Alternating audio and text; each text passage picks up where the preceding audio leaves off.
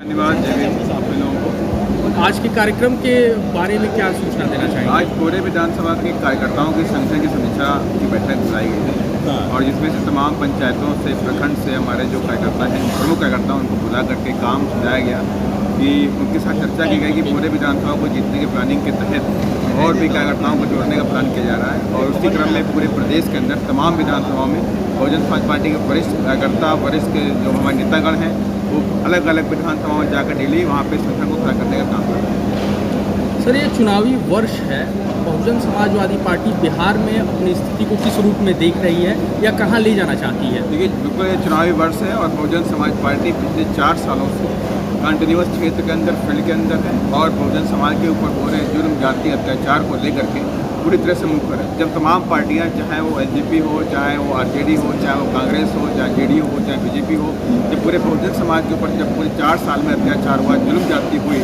तो किसी पार्टी ने उनको न्याय दिलाने के लिए उनके दुख में शामिल होने का काम नहीं किया।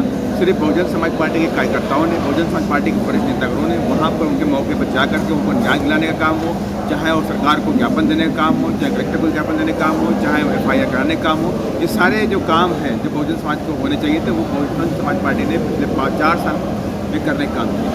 सर, पिछले चुनाव में जो आपके सदस्य चुन के गए विधानसभा, तो जीतने के बाद आपकी पार्टी को छोड़ देते हैं? देखिए, ये बात सही है आपकी, जब पिछली बार गए हैं काफ़ी लोग, लेकिन इस बार हम लोगों ने काफ़ी सोच समझ करके इस बार जो पार्टी के जो मिशनरी जो कार्यकर्ता हमारे हैं उन पर हम लोग पूरा भरोसा करके उनको आगे बढ़ाने का काम कर रहे हैं और निश्चित तौर से जब पार्टी के मिशनरी कार्यकर्ता जीत के जाएंगे तो फिर दूसरे लोग भी वो मांगने का काम नहीं करेंगे। पिछले 3 चुनाव से तो यही हो रहा है, 10 में भी आपके 3 सदस्य चुन के गए थे। देखिए, फिर मैं कह रहा हूँ कि इसके लिए तो माननीय कांशीराम साहब ने एक नारा दिया था कि हम तो मिट्टी से माधव बनाते हैं और फिर से माधव मिट्टी में जाना चाहते हैं तो मैं कहता हूँ तो अब जो लोगों ने गद्दारी की है उन्हें उस पर कुछ वक्त उनको मिल जाएगा, चाहे वो चैनपुर के हों और चाहे अन्य विधानसभाओं के हों। उनको आप देखिएगा इस बार वो एक भी प्रत्याशी जीत के जाने वाले नहीं। बीएसपी इस बार अकेले चुनाव लड़ेगी अपने पर? और बिल्कुल बीएसपी पूरे प्रदेश के अंदर सारी सीटों पर अकेले पूरे दम चुनाव लड़ने का काम कर रही है।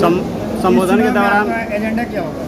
देखिए, एजेंडा हमारा साफ है कि बिहार के अंदर एक बड़ा बदलाव होना चाहिए। लंबे अरसे से बिहार के लोगों को ठगने का काम किया गया, यहाँ के पैसे को डाइवर्ट करने का काम किया गया। जो शिक्षा को आप देख लीजिए, शिक्षा के मामले में बिहार पूरी तरह फेल है, रोजगार के मामले में पूरी तरह बिहार फेल है। यहाँ तक कि यहाँ पर जो गुंडा राज है, जंगल राज, माफिया राज, भू माफिया राज पूरी तरह चरम में फैला हुआ है, जिसको शासन अनुशासन को दुरुस्त करने में सरकारें पूरी तरह से फेल रही हैं। और यहाँ तक कि सरकारें तो गुंडा राज, जंगल राज के जैसे लोगों को, माफियाओं को जेल से भी छोड़ने का काम करती हैं। तो जो सरकारें माफियाओं को जेल से छोड़ने का काम करती हैं तो क्या वो इस प्रदेश की जो आम जन है, जो सिटीजन है, यहाँ का जो आम नागरिक है, उसके भले के लिए काम कैसे कर सकती हैं? तो इसलिए मैं साफ कहना चाहता हूँ इन तमाम मुद्दों को लेकर बीएसपी मुखर में है कि अगर बीएसपी की सरकार सत्ता में आती है तो गुंडा राज, जंगल राज को जड़ से खत्म किया जाएगा, प्रदेश के अंदर गरीबों की शिक्षा को फ्री किया जाएगा और जो जमीन सरकारी और ज़मीन हमारी एक नारा जो बीएसपी का है वो नारा यहाँ पे चक्रार्थ करने का भी काम किया जाएगा। गरीबों को 2 से 2 एकड़ ज़मीन जैसी सरकारी ज़मीन अवेलेबल होगा उनको फ्री में देने का भी काम किया जाएगा। इन तमाम बिंदुओं को लेकर के रोजगार के मुद्दे पर, चाहे टीचर्स की भर्ती हो, पुलिस में भर्ती हो, जो बैकलॉग हो, ये सारे जो काम उत्तर प्रदेश में आदरणीय बहन जी ने करने का काम किया था वो सारे काम बिहार में बीएसपी करने जा रहे हैं। संबोधन के दौरान सर आपने कहा कि बगैर बहुजन का सरकार बिहार में नहीं बनेगी।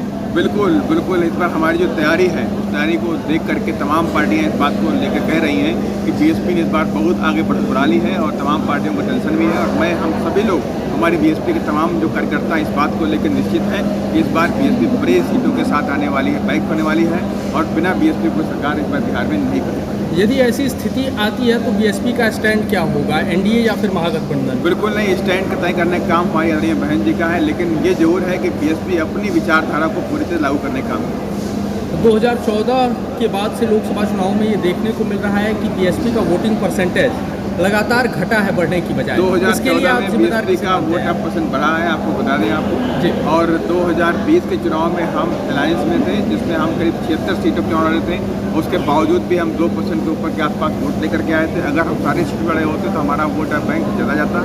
और इस बार 2025 का चुनाव आने वाला है और 2025 में भी बीएसपी बड़े मार्जिन के साथ में अच्छा वोट बैंक लेकर आया। ठीक है, चलिए सर, धन्यवाद। क्या कहना चाहिए? चलते चलते मैं कहना चाहता हूँ कि बिहार के तमाम निवासियों से कहना चाहता हूँ कि बिहार की वो तमाम जो पार्टियाँ लंबे अरसे तक जातिवाद की राजनीति करती रही हैं, लेकिन उस जातिवाद की राजनीति से निकल कर सर्वजन हिताय सर्वजन सुखाय के सिद्धांत पे बहुजन समाज पार्टी चलती है। एक बार आप बहुजन समाज पार्टी को आप सभी लोग अपना आशीर्वाद दीजिए और निश्चित तौर से आपके आशाओं पर बीएसपी पूरी तरह से खरा उतरने का काम करें।